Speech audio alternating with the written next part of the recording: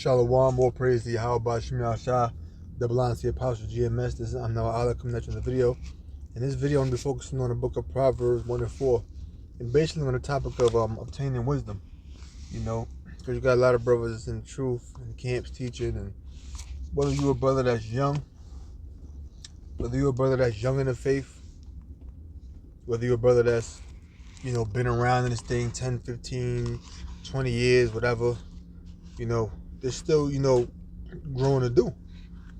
And this is for, all brothers in the camp, including myself, since I'm the one that's making the video, of course. But definitely, to younger brothers and brothers in general. And as a matter of fact, now that I think about this topic, I want to do a lengthy video on this topic, man. But as of right now, I'm going to keep this one short.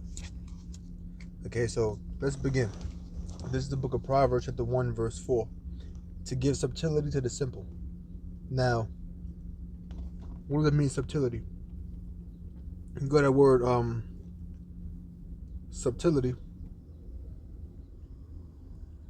Arama. Shrewdness, craftiness, prudence. So in other words, knowledge. To those who are simple. In other words, to those who are inexperienced. Matter of fact, real quick. You got that word, shrewdness. Is a quality of having keen insight. Keen meaning sharp. Practical wisdom and sharp discernment, often in business or political context. Shrewd individuals are astute, perceptive, and sometimes crafty or cunning, allowing them to make advantageous decisions quickly. Small Garib, I'm gonna end it there. And it says prudence. Prudence is the ability to govern oneself by using reason to make cautious, wise, and well-considered decisions. And craftiness is a quality of being cunning, sly, or calculating, often involving the use of indirect, subtle, or underhanded means to achieve a goal. So ultimately what it's talking about is being able to make wise decisions. But to give that to the simple, someone that's simple is someone that's what? Someone that lacks experience, someone that lacks knowledge. So the point of these proverbs is to give subtlety to the simple. In other words, to those who are inexperienced, is meant to give them knowledge and understanding so that they can make wise decisions when encountering certain situations. Okay? To the young man, knowledge and discretion. Now notice it said to the young man, knowledge and discretion. So when it says to give subtlety to the simple, to the young man, knowledge and discretion, obviously that young man is the one that's simple. And knowledge and discretion is the subtlety that the young man is being given, so that he will no longer be simple. So therefore, this is something that's really directed at young men, because young men lack a certain level of experience, lack a certain level of understanding. Okay? So that's what we got to do. And how do we get that? Through the scriptures. Right? See, when understanding these scriptures is more than just going into a breakdown. Oh, look, brother, I got this deep breakdown. It's more than that. Because these situations here,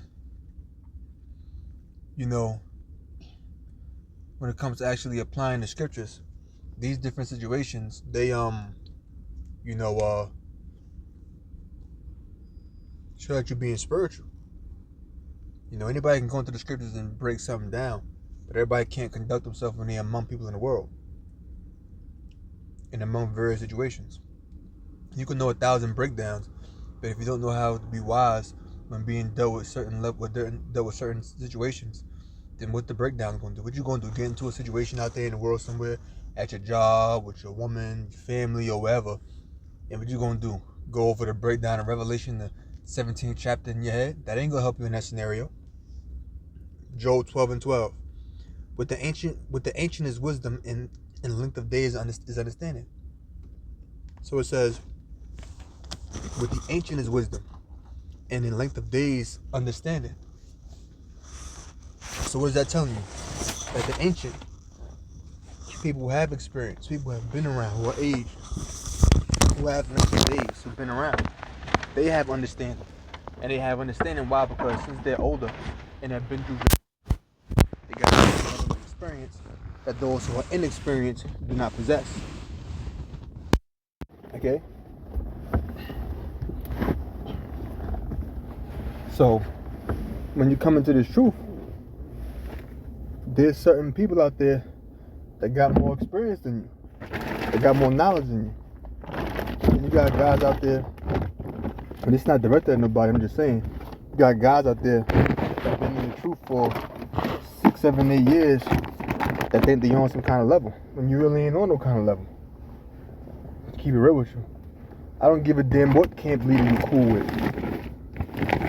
You know? For the spirit of how about Shemel Shah. The Most High don't give a damn what camp you cool with. Don't give a damn what how many views you got. You think you know something because you got 5,000 subscribers? Because you got 8,000 subscribers? You don't know a damn thing.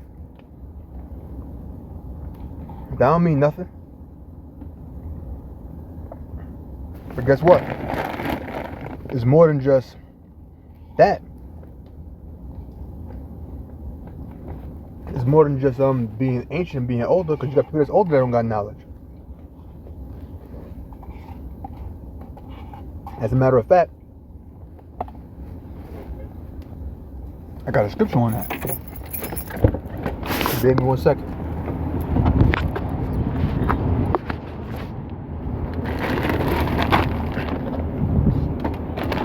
There's a scripture that comes to mind in the scripture that comes to mind. It says on the hoary head. I have to get that. Baby, 1 second.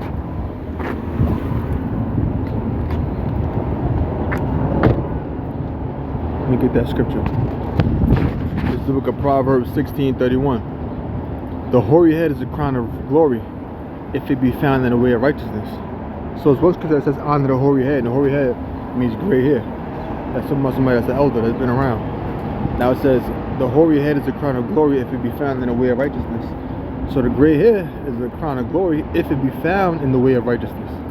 Because you got people out there that got gray hair, but they didn't find it in righteousness. Some of them got gray hair because they grew older and their hair got gray, but that mean they grew older and gained wisdom. That mean they grew older and was righteous and was living according to the scriptures. Okay? This is the book of the Wisdom Solomon 4 and 9. But wisdom is a gray hair unto men, and an unspotted life is old age. See that? Wisdom is a gray hair unto men, and an unspotted life is old age. So unspotted life ultimately shows if you age with maturity. And being unspotted life is what? Now when you're sin, it's like a blemish or a spot that's on you. So an unspotted life is old age. In other words, a person that has lived righteously according to the laws, statutes, and commandments of Yahweh by Shemel Shah. And they have lived that way throughout their life. That's an unspotted life unspotted life which signifies the old age.